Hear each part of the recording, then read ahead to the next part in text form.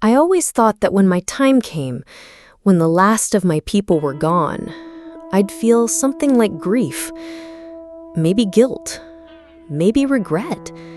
But the truth is, when my sister passed and the lawyer read the will and my name wasn't on it, not once, not even in a side note, I felt relieved.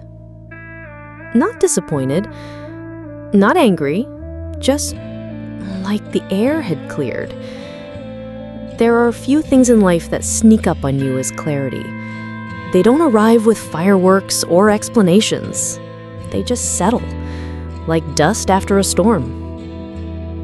I'd flown out to Oregon for the funeral. Took the red-eye, wore a dress that hadn't seen the light of day since Clinton was president, packed a pair of heels that hurt before I even zipped the suitcase. And still, I stood at the edge of the service like a guest, like someone who didn't quite belong. I suppose I didn't. I was the older sister, the one who disappeared, the one who made everything complicated and ugly back in '87. People knew. Some didn't remember the details, but they remembered the fracture. That's what people always remember, the crack, not what caused it. They buried her beside Mom and Dad, the three of them together, lined up in a neat little row, and I stood there, clutching the program with her picture on it, smiling in that smug, self-assured way she always had. God, she had good teeth. I didn't cry. Not because I didn't feel anything, but because I'd run out of tears for her a long time ago. The reading of the will came 2 days later, at a lawyer's office that smelled like lemon pledge and paper rot. He read names, item by item, as if auctioning off a lifetime. Her house went to Michael, her oldest boy, the china to her daughter, the jewelry to her granddaughter, the piano to some friend from the church choir. There were donations listed, trusts set up. Not once was there a pause. Not once did the lawyer glance at me and clear his throat like, maybe, just maybe, there was something set aside for the forgotten sister who flew out of state. And that was fine. Because I didn't come for the will. Didn't come for the house, didn't want her pearls. I just wanted to see what absence looked like. To feel it. To let it wash over me and decide, once and for all, if I'd done the right thing all those years ago. The funny thing is, when people leave you out, they don't always mean to hurt you. Sometimes, they're just honoring the boundaries you set first. So no, I wasn't on the will, and that felt like the first honest moment between us in over 40 decades. They said goodbye to her with hymns and casseroles. They cried and smiled and told stories about her decorating habits and her lemon bars.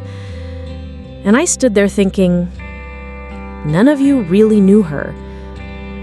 And maybe that's for the best. Because to know her the way I did meant knowing a version of her you couldn't forgive. But this isn't about her. Not really. This is about what happened before the silence, the reason I was left off the list, and why, if given the chance again, I'd still choose to speak up, even if it meant being forgotten. If you're still with me, thank you. These kinds of stories don't come easy. But maybe you've got one too. A wound that never got its ending? A truth that no one wanted to hear? If so, stay a little longer. The next part might sound familiar. I don't remember the first time I realized I was the difficult one. Maybe it was 3rd grade, when I refused to wear the matching dress Mom bought for us girls. Maybe it was 5th, when I asked at the dinner table why Daddy always drank more when he had to visit Grandma. Or maybe it was junior year, when I skipped church just to sit by the lake and listen to the wind. But I remember what followed. Always. Silence.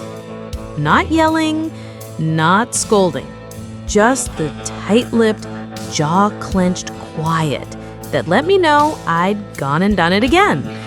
That whatever it wasn't ladylike, it wasn't appropriate, and it wasn't our way. In our family, there were only two settings: agree or be quiet. My sister, Karen, God bless her soul, figured that out by the time she was 7. She said, "Yes, ma'am," and "No, sir," and kept her skirt ironed and her opinions to herself. She smiled when told. She blinked just enough. She never asked for seconds unless someone offered. She became exactly what they needed her to be: predictable, proud, polished. I wasn't any of those things. I had opinions, questions, rough elbows, too much leg showing, books in my hand that weren't from Sunday school. I wasn't trying to rebel. I wasn't trying to be a thorn. I just didn't fit the mold. My parents weren't cruel. They just had a very clear blueprint of what a good girl looked like, and I didn't match the drawing. They loved in rules. They showed affection in expectations. And when I broke those expectations, their love shrank like wool in a hot wash. Still there, but smaller, tighter, less breathable. We grew up in a small Oregon town where everybody knew your middle name, where Sunday dresses mattered more than Sunday sermons, and nobody talked about Uncle Pete's problem because he played piano for the church choir. You smiled at neighbors, you volunteered, you got married before 25, had your first kid before 30, and never spoke of regret, louder than a whisper. Karen followed the path like she'd been born on rails. I veered. I didn't marry, didn't settle. I worked odd jobs, moved cities, cut my hair short when I felt like it. I wasn't reckless, just uncontained. That's what scared them the most. When Karen married Scott, I tried. I wore the pink satin bridesmaid dress, I smiled through the speeches, I even pretended to care about the mason jar centerpieces. But something in me knew it was all for show. Not her wedding, but the role I was playing in it. Scott gave me a bad feeling from the start. You know the type. Too many jokes that don't land right. Too many touches on the shoulder. Too many laughs that feel like warnings. But Karen adored him, and when she had kids, she doubled down on the perfect life. We didn't talk much after that. Letters on Christmas, birthday cards, a photo of the kids once every few years. Then came the phone call. It was a Tuesday. I was living in Denver then, working part-time at a bookshop, enjoying the quiet. Karen's oldest, Michael, had been taken to the ER. Fractured wrist. Story didn't line up. And suddenly, I felt awake. All those instincts that used to get me called dramatic and difficult started humming again. And I made a choice. But we'll get to that. For now, what you need to know is this. I wasn't left out of the will because I moved away, or because I didn't bake cookies at Christmas. I was left out because, at a certain point in my life, I stopped pretending. And when you stop pretending in a family that survives on pretending, you become the problem. You become the story they tell in hushed tones, the warning, the one they used to be close to before. And still, I don't regret it. Because the first time I looked in the mirror and said, "You don't have to be anyone else but this," was the first time I knew peace. But peace doesn't always last. Sometimes life taps you on the shoulder and reminds you that just because you are done with the past doesn't mean the past is done with you. Let me tell you what happened the night I made that call, the one that changed everything. It wasn't even Karen who called. It was Mom. That should have been my first clue something was wrong. She never called me unless someone died or got married, and nobody in our family was getting married anymore. She didn't say hello, just this clipped, tight voice, like she was holding a mouthful of pennies. Michael's in the hospital? I remember sitting down, like gravity had suddenly tripled. What happened? He fell, broke his wrist. That should have been it. I should have said I was sorry. I should have mailed a card, maybe some flowers. I should have stayed in Denver and kept my mouth shut. But something in her voice, not sadness, not worry, something brittle, almost annoyed, like he'd inconvenienced her. I asked, "Where did he fall?" And she hesitated, long enough for my gut to start whispering, "Down the back steps." That was her answer. Not the stairs, not at school, not on the bike path, just the back steps. But they didn't have back steps. Not since they renovated the patio. I didn't sleep that night. Sat up reading old Agatha Christie, trying to quiet the noise in my chest. By morning, I'd made up my mind. I called CPS. Not because I wanted drama, not because I hated Karen or Scott, but because that kid, Michael, was 9. And he had the same eyes Karen had when we were that age. The kind of eyes that didn't flinch until someone raised a hand. The agent asked the usual questions. I told them what I knew. Told them I didn't live nearby, didn't have proof. But I said the words out loud anyway. I think he's being hurt. I think his father did it. And once you say something like that, you don't get to unsay it. They sent someone to the house, a caseworker. Showed up 2 days later. I only found out because Mom called me again, this time screaming. "What have you done? You ruined this family. You just want to punish us because you're jealous." Karen didn't speak to me after that. She blocked my number, returned the letters I sent, told everyone I was mentally unstable. And maybe I was. It does make you feel crazy when everyone around you is calling you a liar for saying what you know deep in your gut. The investigation was inconclusive. That was the official word. Michael told them he slipped. The doctor said the injuries could have been from a fall. Scott smiled through the interview and offered lemonade. It was a dead end. Legally. But emotionally, it was the start of exile. Thanksgiving that year, I ate alone. Mom said I wasn't welcome. Said I'd shamed the family, humiliated them in front of neighbors. But the thing that hurt the most wasn't the rejection. It was this thought I couldn't shake.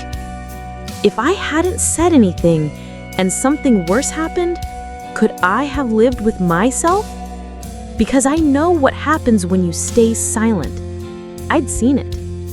Karen and I had a cousin, Annie. She didn't make it to 30.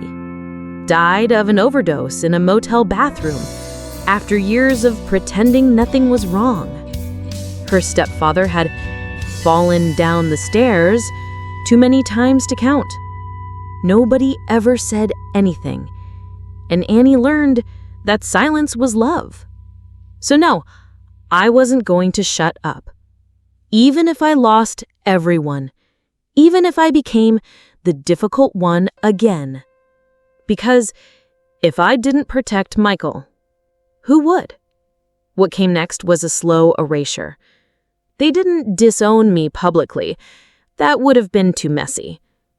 They just stopped inviting me, stopped including me, stopped saying my name. I was still family, just not the kind they claimed in pictures. Years passed. I moved again, started a life so separate, I sometimes forgot what their voices sounded like. Until the obituary. Karen died of ovarian cancer. And somehow, that was what pulled me back. Not out of grief, but because I wanted to see, after all this time, if the damage I caused was worth it. But I wasn't prepared for what came next.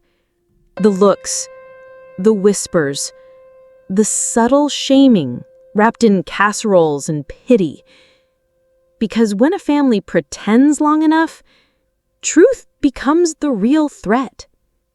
When I showed up at Karen's funeral, the air stiffened like I'd dragged winter in behind me. No one told me the dress code was navy. I wore black, not out of disrespect, but because I thought black still meant mourning. People glanced at me, then looked away. Some nodded, most didn't. One woman I didn't recognize whispered, "That's the one who called child services." Like I was folklore. Like I'd hexed the family from the outside. Scott didn't speak to me, didn't even make eye contact. Just stood by the casket with his hand on Michael's shoulder, like a man who'd already rewritten the story and made himself the hero. Michael didn't look at me either, but he didn't look at anyone, really, just stared at his shoes. After the service, I found my mother in the church basement, by the table of casseroles and sympathy pies. She didn't cry. She just handed me a folded napkin and said, "We'd prefer you not stay for the meal." And that was that. No yelling, no accusations, just a polite removal, as if I were a stain they couldn't bleach out of the tablecloth. I drove home in silence. Didn't turn on the radio, didn't cry. Just watched the road unwind under me and wondered when I had stopped being someone's daughter. You don't realize how much of your identity is built on belonging until the place you thought you belonged quietly locks the door behind you. For months, I heard nothing. Until I did. A letter from the family lawyer. Thin envelope, 3 sentences. As executor of the estate of Karen Lynn Mitchell, I regret to inform you that you are not listed among the beneficiaries. No further action is required on your part. No surprise, no anger, just this hollow thud in my chest, like a door slamming shut somewhere deep inside the house of my past. It wasn't about the money. It was never about the money. It was about being erased. About realizing that when she planned her death, her final words, her final gestures, she decided I didn't belong. Even now, I try to give her grace. Maybe she was scared. Maybe Scott pressured her. Maybe she thought I'd make things messy. Or maybe she just couldn't forgive me for saying out loud what she spent years trying not to see. People like to talk about family ties like they're unbreakable threads. But I've learned they're more like cobwebs. They cling until you touch the truth. And then they dissolve. There was no fallout, no scandal, just silence. Holidays passed, birthdays, deaths. I found out about Uncle Roy's passing from the town paper. Saw baby announcements on Facebook for cousins who never remembered I existed. I became a ghost who hadn't died. But here's the strange thing. Over time, the pain lost its sharp edges. It dulled, settled into this ache I could fold up and carry, like an old scar, tight when it rains, but not enough to limp. I made a life outside of them, built friendships, traveled, found laughter in strange places. But the wound stayed, not from what they did, but from what they didn't. They never said, "We know you meant well." They never said, "We're sorry we didn't listen." They never said anything. And maybe that's the part that hurt the most.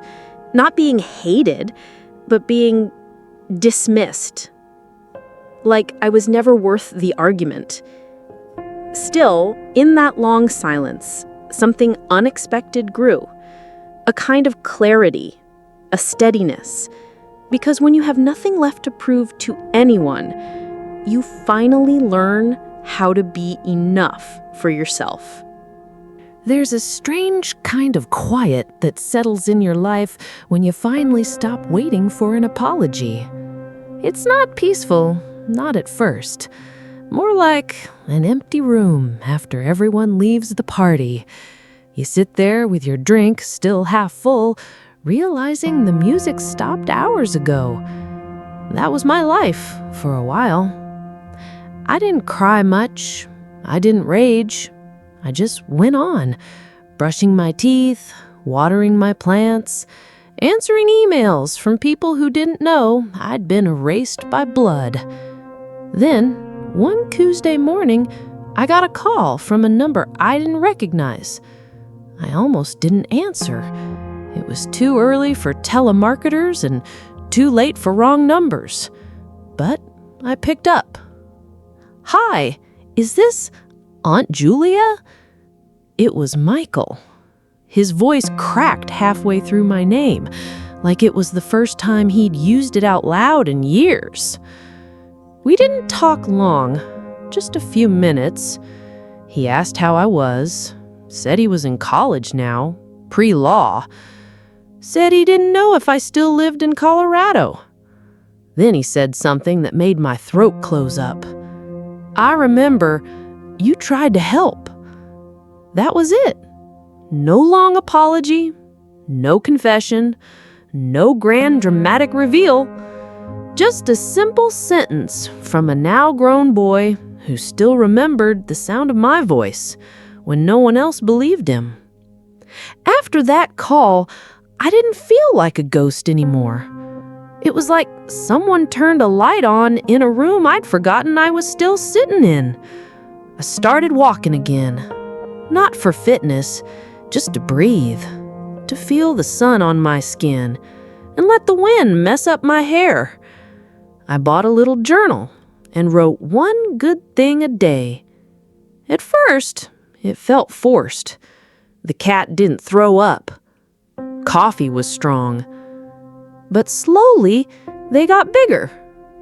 A stranger smiled at me on the trail. I slept through the night. I laughed out loud and meant it. I started going to a book club, a small one, hosted by a woman named Trina, who had the kind of laugh that made you want to earn it. We didn't talk about grief, but somehow I felt less alone after every meeting. There was a woman named Yvonne who brought her dog to every session because he gets anxious without me. I never liked dogs, but this one had eyes that looked like they knew things. He always sat by me. And one day, Yvonne asked very gently, "What made you come to book club?" And for the first time in years, I said the truth. I needed to be where no one knew what I'd lost. Yvonne nodded, poured me more tea. That was it. No pity, no fixing, just space. And I think that's when I started to feel hopeful again. Not the loud movie ending kind of hope, not fireworks or epiphanies, but something quieter, like the first green shoot poking through frost. I wrote Michael a letter, didn't expect a reply, Just wanted him to know I'm proud of you. I never stopped being your aunt, even when no one let me say it out loud." A week later, a postcard arrived. No return address, just a picture of a beach and 3 words: "You always mattered." I cried over that postcard like it was a lifeline, because maybe it was. We think forgiveness is about someone else, that it requires an apology, a grand gesture. But sometimes forgiveness is what you give yourself when you stop needing things to be different. I forgave Karen, not because she deserved it, not because she asked, but because carrying the hurt was heavier than letting it go. I stopped checking Facebook for family updates, unfollowed the cousins who never noticed my absence, not out of spite, out of peace, because I'd found something they hadn't, the strength to live without a script. And maybe that's the gift of being written out of a will. You learn how to write yourself back in to your own story. You stop waiting for doors to open. You start building your own porch, and you fill it with people who don't need blood to love you. But just when I thought the past had finally loosened its grip, a knock came at my door, one I never expected, and this time it wasn't Michael. It was late July when it happened. Hot. Heavy. The kind of heat that makes you sweat just by breathing. I'd just come back from the farmer's market. 2 ripe tomatoes, a loaf of sourdough, and a jar of honey that tasted like sunshine if you closed your eyes just right. I was barefoot in the kitchen, slicing cucumbers, when someone knocked on the door. Not a friendly knock, not UPS, not a neighbor asking about trash pickup. It was slow. 3 even raps, measured, final. I wiped my hands on a towel and peeked through the curtain. There stood a woman. Maybe late 30s. Dark hair pulled into a loose bun, a satchel over one shoulder. She looked nervous, like she was standing outside an answer she wasn't ready to hear. I opened the door halfway. "Can I help you?" She hesitated. Then, "You're Julia Mitchell?" I nodded. "I think you knew my mother." That was the moment the air changed. Not outside, inside me. I didn't recognize her. Not exactly. But something in the tilt of her chin, the way her left eye squinted more than the right, it felt like déjà vu wrapped in skin. "Who's your mother?" She pulled out a photograph from her satchel. Old, worn at the corners. It was Karen. Late 80s, holding a baby on a faded plaid couch. "That's me," she said. "My name's Lacey." I nearly dropped the photo.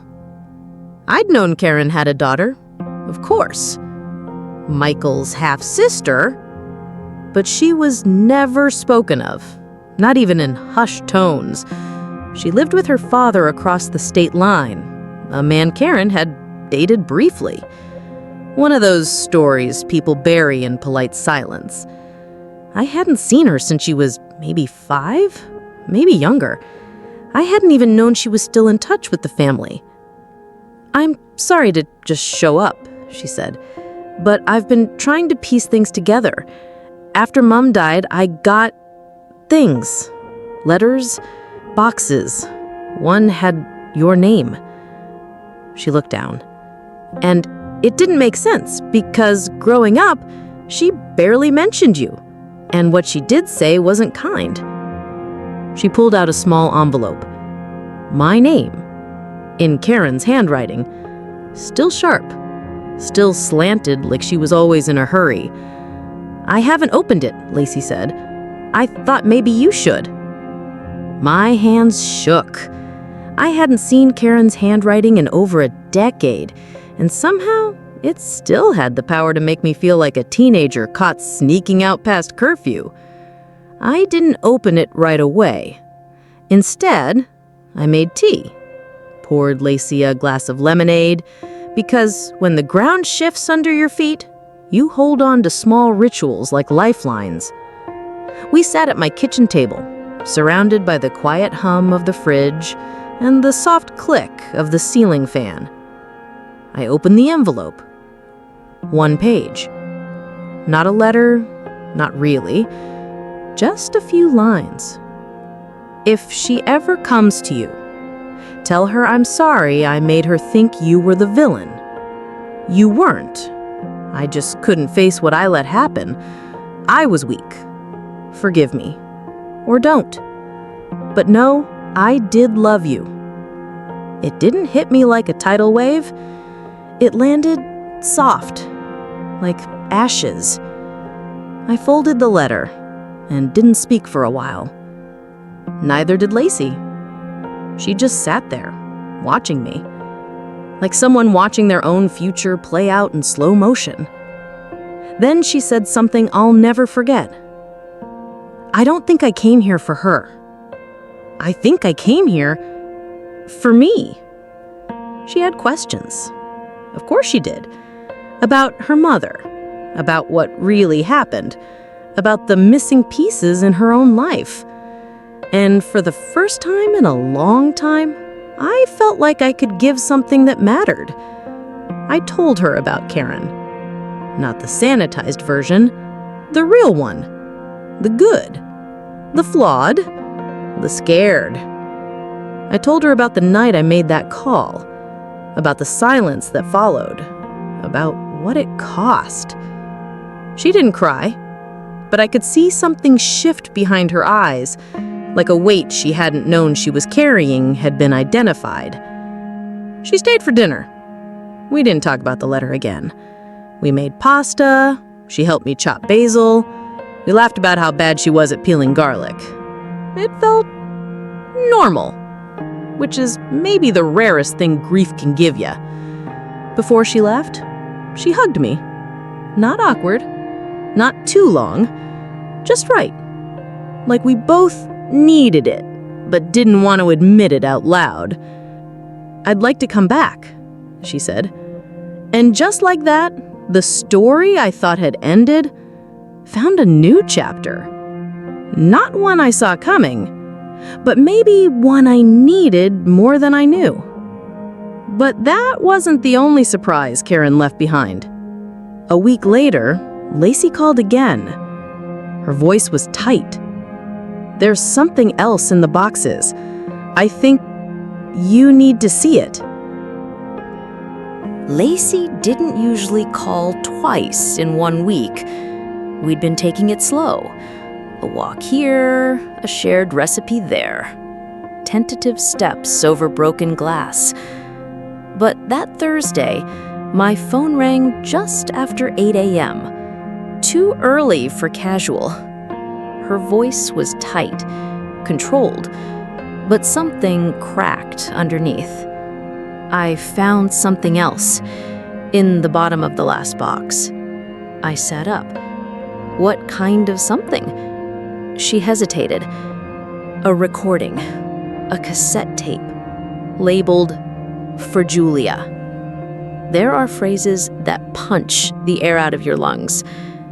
That was one of them. My voice felt distant in my own mouth.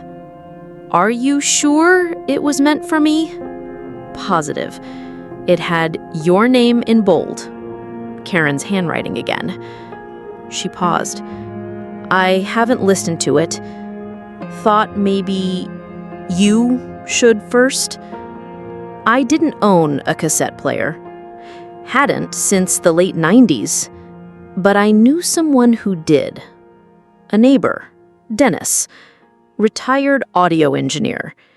Had every outdated format under the sun. 8 tracks, VHS, even Betamax. He once joked that his garage could time travel. I called him. You mind if I bring over a tape? Only if you let me listen too, he teased. I didn't laugh, just said I'd be there in 20. The tape looked unremarkable. Black plastic, white label, slightly smudged ink. But my hands trembled as I handed it over. Dennis clicked it into his old player, one of those chunky machines that smelled like dust and nostalgia. He pressed play. The first sound was silence, then a click, then her voice. Julia, if you're hearing this, I guess you outlived me. Classic Karen. But the next part wasn't sarcastic.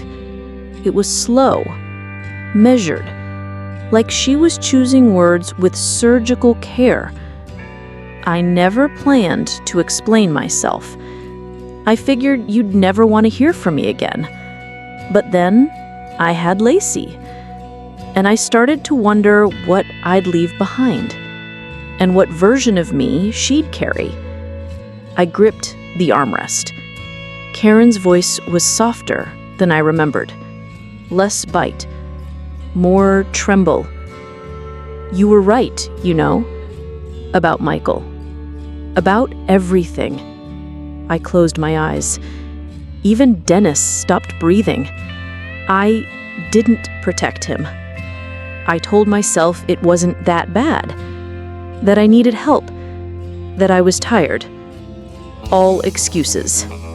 But you saw it, and you called it out, and I punished you for it. The room felt colder, even in the July heat. They told me I'd lose him if I didn't cooperate, that CPS would investigate. So I lied. I said you were unstable, that you were interfering, and they believed me. I thought I was prepared. I wasn't. I told Mom. I told the rest. I turned the family against you because I couldn't face what I'd done. A pause. Then, I see it now. How you vanished from everything. Holidays, birthdays, your name erased. My hands were shaking. Dennis placed a mug of tea beside me without a word. And you know the worst part? I convinced myself you deserved it, that you were meddling, that you were jealous. But it was me. I was the coward.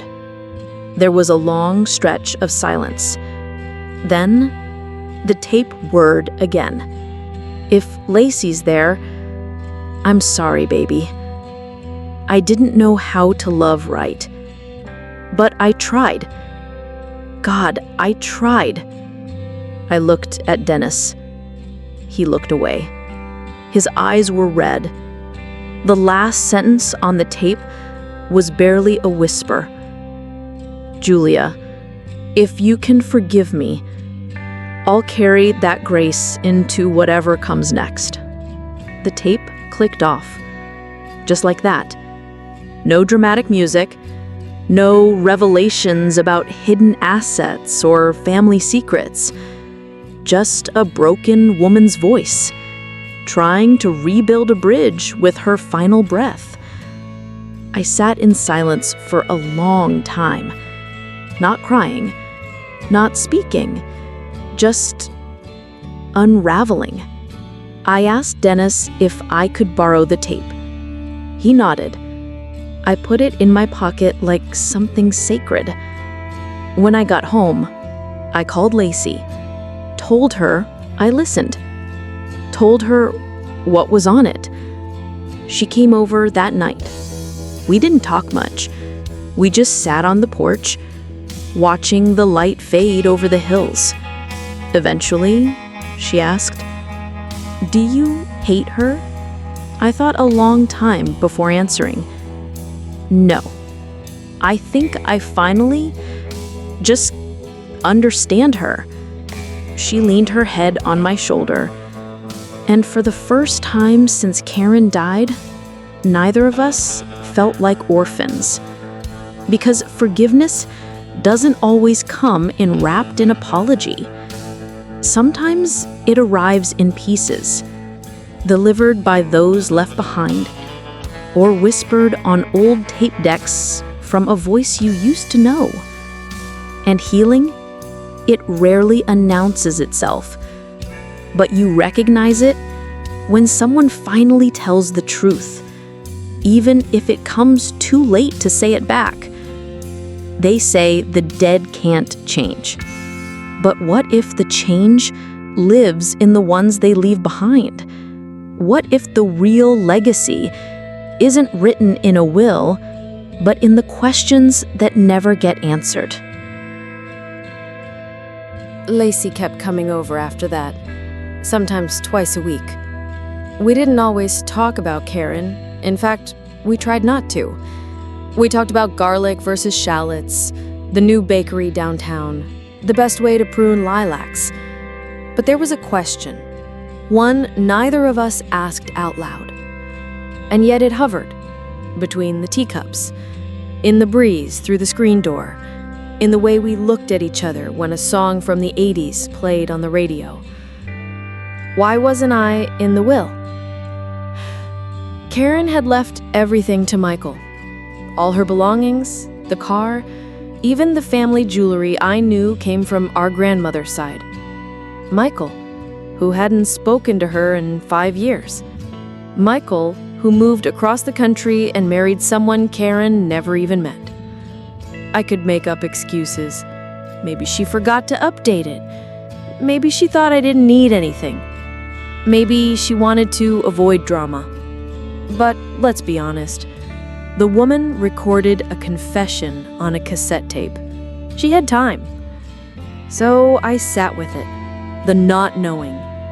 At first, it felt like being left out of a secret. Then, it felt like being left out of a family.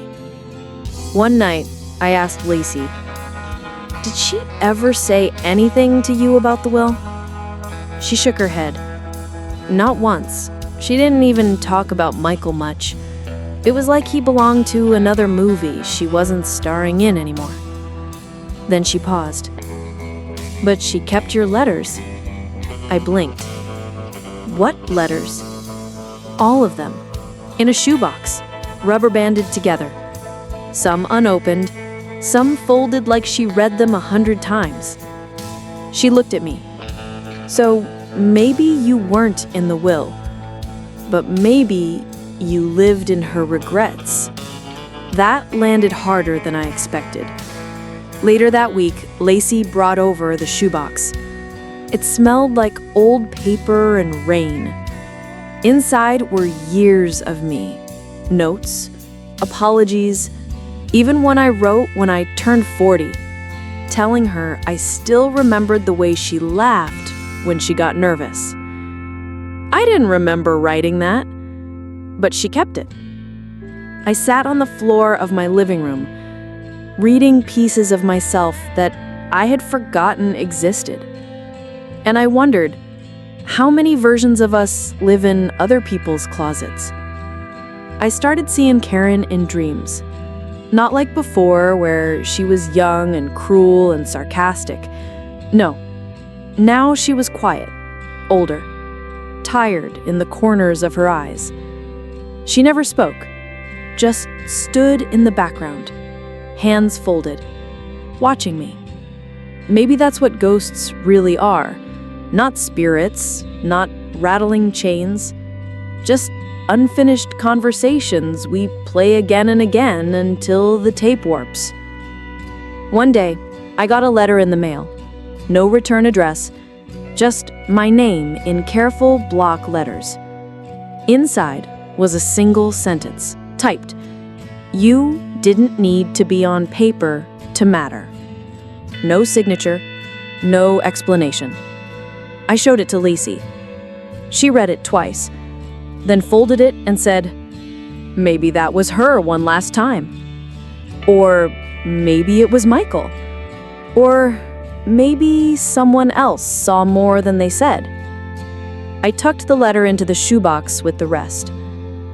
Weeks passed, then months. Summer turned to fall. The tomatoes disappeared from the market. The light changed, golden at 5 p.m., then gone by 5:20. I took up painting again, badly. Lacey bought me a set of brushes for my birthday. We painted together one afternoon. Her sky too pink, mine too gray, but we laughed. And something about that felt like inheritance. She asked once if I still thought about the will. I said, sometimes, but it doesn't feel like a knife anymore. More like a loose thread. She nodded. And you're not pulling it? Not yet. I lied. Sometimes I pull it, late at night. I imagine alternate versions of the will. Ones where my name was there. Just 2 lines. A small thing. But a line that said, you mattered. But then again, Karen never did anything small. Not even silence. And maybe she left me out because she couldn't face writing me in. Because doing so meant she'd have to admit who I'd been all along. Not her sister, not her rival, but her mirror. A woman who saw her too clearly and loved her anyway. And maybe love like that isn't something you repay in legal terms. Maybe the truest forms of closure don't come in court documents or divvying up heirlooms. Maybe they come in letters you never send, in dinners shared with the daughter you didn't raise, in cassette tapes whispered into the dark. Maybe legacy isn't what you leave in your will, but what you leave unresolved. I stopped setting a place for grief. For years, I'd made it tea, pulled out its chair, let it talk too much, took walks with it down memory lanes I had no business revisiting. But lately, when it knocked, I didn't always answer. Karen's death didn't leave a hole. It left a bruise, deep, colored with every argument, every word unsaid. But bruises fade, and what stays is the tenderness. I was sitting on the porch one morning, same chair, same mug, the way old people like it, when I saw a girl on the sidewalk, maybe 17, hair like Lacey's. She tripped over a crack and laughed out loud at herself. No phone, no headphones, just joy. And it hit me. There had been joy once, even with Karen. The time we stole Mom's makeup and gave Michael makeovers. The Sunday we made cinnamon rolls and forgot the sugar. The way she once held my hand during a thunderstorm, pretending it was me who was scared. Grief doesn't erase those. Anger doesn't either. They just bury them under paperwork and silence. I started writing again. Not letters, just little entries. A journal for no one. I wrote about the sound Karen made when she sneezed, about the way she used to twirl her spoon while thinking, about how she once cried over a stray dog she couldn't catch.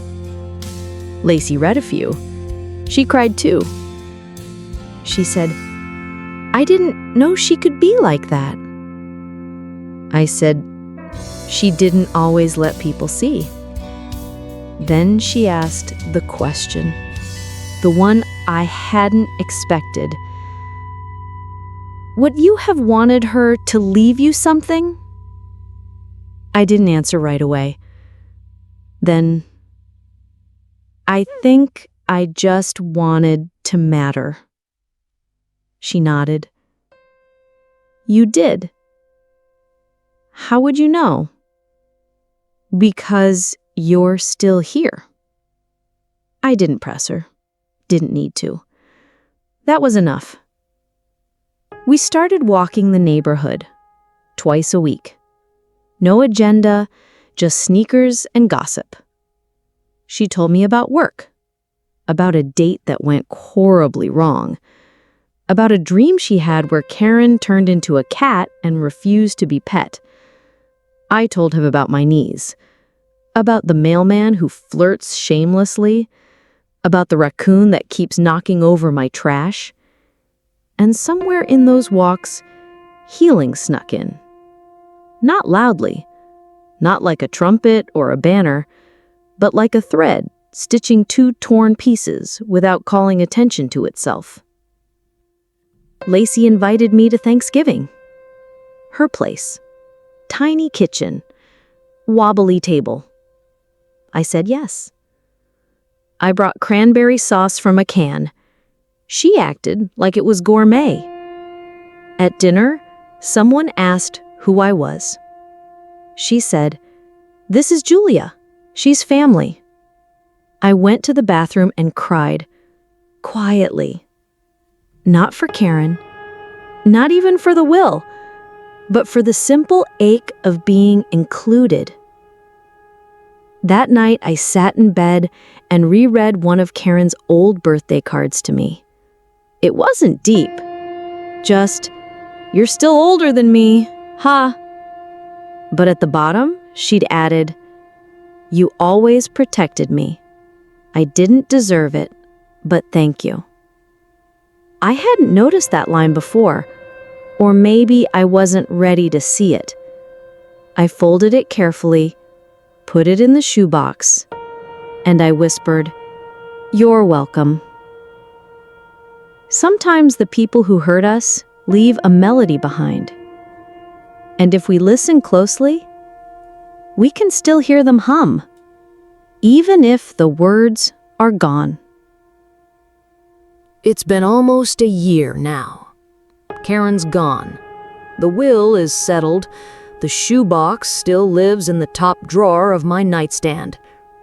I don't open it often, but I don't avoid it anymore either. Some days I forget the sting. Not because it's gone, but because life has a way of layering new colors over old ones. Not covering them, just softening the contrast. I went to visit her grave once. Just once. It's a simple stone, no fancy script, just her name, 2 dates, and a dash between them. I stood there longer than I thought I would. The wind was sharp but not cruel, like it was trying to keep me alert, not punish me. I didn't bring flowers, didn't say a prayer, just stood, hands in my pockets, mouth closed, heart not broken, just open. I think that's what forgiveness feels like. Not grand, not cinematic, just standing somewhere you swore you'd never return to and realizing you're okay. Lacey calls me Jules now. I never liked that nickname before. Too soft, too sweet. But when she says it, it doesn't feel like shrinking. It feels like being held. She brings her daughter over sometimes. Little thing, big opinions. She asked me if I was old or just slow. I told her I was a time traveler, here to report on the past. She believed me. Children often do. There's something I've learned. Pain wants to be remembered, but not because it needs to hurt again. It just wants someone to say, "Yes, that happened. Yes, that mattered." And after that, it gets quiet, like a toddler who finally got the attention they needed. Sometimes I still think about the will, the absence of my name. It's a line I'll probably always trace in my mind, the way you'd trace a scar long after the wound has healed. But it doesn't define me anymore. Michael never wrote back. I sent him one letter, told him what happened, what she said on the tape. No reply. But I wasn't really writing to him. I was writing to the version of him that used to eat cereal in his pajamas and fall asleep in the back seat during road trips. I think we all write to ghosts in some way. Here's something funny. A local writer asked me to speak at a memoir class, said my story had weight. I said no, then I said yes. Then I panicked and bought new shoes. Standing in front of 12 strangers in a dusty library room, I told them about Karen, about the will, the tape, the silence. I expected tears. What I got was nods. My mother did something like that. My brother never called when Dad died. I still talk to someone who isn't here anymore. Grief is a language. Turns out, I'm fluent. I didn't tell them everything. Didn't tell them how I still sometimes whisper to the nightstand drawer. Didn't tell them that I miss Karen in the strangest ways. The sound of her chewing ice, the way she used to roll her eyes just before laughing. But I told them enough, and afterward, someone hugged me, long and real, said, "You said what I couldn't." That night, I walked home under the streetlights. Felt taller somehow. Not because I was healed, not because anything changed, but because the truth had air now, and I was breathing it. Here's what I know. Some stories don't end with answers. They end with echoes. They leave behind the sound of a voice you almost forgot, a phrase you'll never hear again, the scent of old paper, and the warmth of a tape player in your hands. I'm not on the will. And maybe that was her final message. Or maybe it was just paperwork. But what I got, the letters, the cassette, Lacey, her daughter, a porch with sunlight through the slats, that was the real inheritance. Love isn't always a clean ledger. Sometimes it's just what's left when everything else has been sorted. So, if you're listening and you've been left out, forgotten, erased, remember this. Your worth isn't defined by who signs a document or what you're owed. It's in the lives you touch without even knowing it. I'm not angry anymore. I'm just here. Still here. Still painting skies too gray and laughing when I burn the toast. Still setting a place at the table. Not for grief, not for ghosts, but for whoever walks through the door next. And maybe that's the best ending we ever get. Not closure, but company. If this story made you feel something, share it. You never know who might need it tonight. And if you're still carrying a name, a memory, or a silence, you're not alone. We're here, listening.